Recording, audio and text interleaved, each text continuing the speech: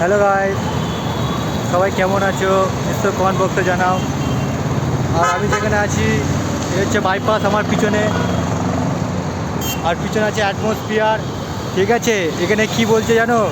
আমি কটা ফটো তুলছিলাম আমার বাচপানকে প্যার কেটে রেখে, তো সিকিউরিটি গার্ড বলছে এখানে ফটো তোলো না, অ্যালাউ নেই।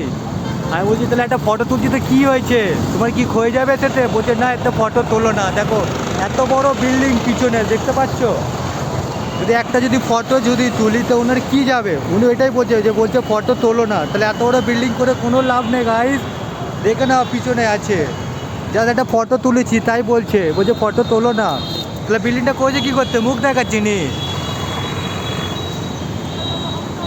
এই দেখো একে বলছে বারণ, ফটো তোলা বারণ।